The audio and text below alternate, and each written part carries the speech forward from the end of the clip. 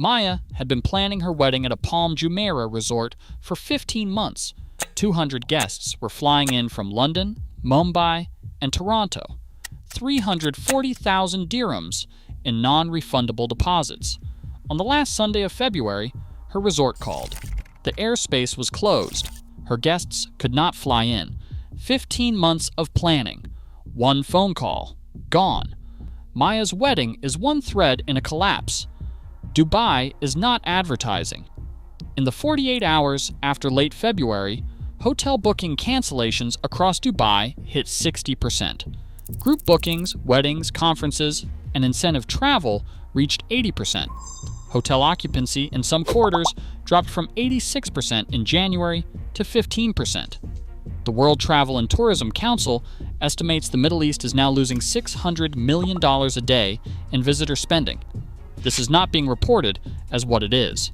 3 promises collapsed at once: the safety promise, the luxury promise, the global hub promise. The first betrayal is the safety promise. For 30 years, Dubai sold one thing above all: stability.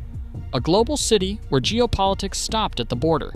You flew in, you spent, you left. The Gulf was someone else's problem. That was the deal.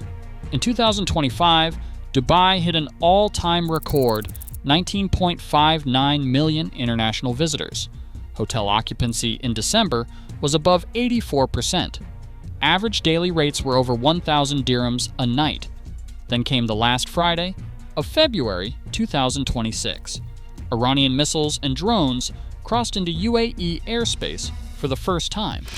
The U.S. State Department issued a Level 3 Reconsider Travel Advisory on March 2nd.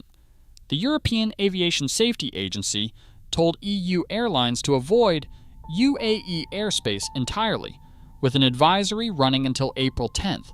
20,000 travelers were stranded. The UAE government housed them. The numbers accelerated from there. Aviation data firm Cirium logged more than 46,000 flights canceled across the region in under 2 weeks. Honeymooners rebooked to Phuket.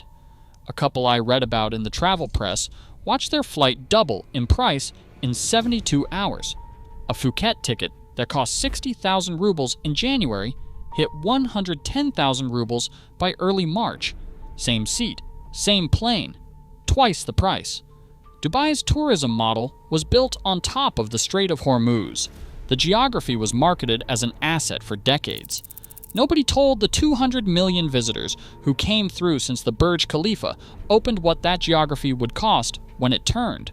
Ross Veitch, chief executive officer of UAE-based travel platform Waygo, described a surge in rebookings, cancellations, and customer inquiries. The stranded passenger threads on travel forums ran into the thousands. Safety was the thing you paid the premium for. Safety is the promise that broke first, but the luxury promise fell faster. Dubai's luxury brand took 25 years to build. It took 48 hours to crack. In December 2025, Palm Jumeirah and downtown 5-star hotels were running at 84% occupancy, and average daily rates were above 1,000 dirhams a night. By early March, hotel occupancy in some Dubai corridors had dropped to 15 to 20%. 5-star properties started publishing flash sales at 20 to 40% off, with flexible cancellation. This is not a market correction. This is a repricing. Group bookings took the worst of it. Weddings, conferences, incentive travel, an 80% cancellation rate for events scheduled in March and April. A wedding planner in the Palm circuit, whom I will call Priya, had 40 events on her books for the spring season. Within a week, 33 of them canceled. Her commission on those events was wiped. Henry Hartvelt, founder of Atmosphere Research Group, told Fortune, "We have not seen anything like this ever outside of, frankly, the COVID pandemic." Hotel general managers across Dubai Marina, downtown, and Palm Jumeirah described the booking environment in industry trade publications as a cliff edge rather than a slide. The cruise segment was hit even harder. the Mina Rashid terminal had handled 1.2 million cruise passengers from 2024 to 2025. TUI Cruises and MSC Cruises canceled every Gulf itinerary. Carnival and Royal Caribbean suspended new bookings. Those vessels did not sit idle. They were repositioned to the Mediterranean and the Caribbean. Dubai's cruise revenue for the season was zero. The luxury tier had one flaw: its brochures never disclosed. It had never been stress tested. A single 48-hour geopolitical shock erased a quarter of revenue across the city. Luxury was the second promise. But the third betrayal is what turned Dubai from a global bridge into a no-fly zone. Dubai International Airport was, until February, the busiest international airport on Earth.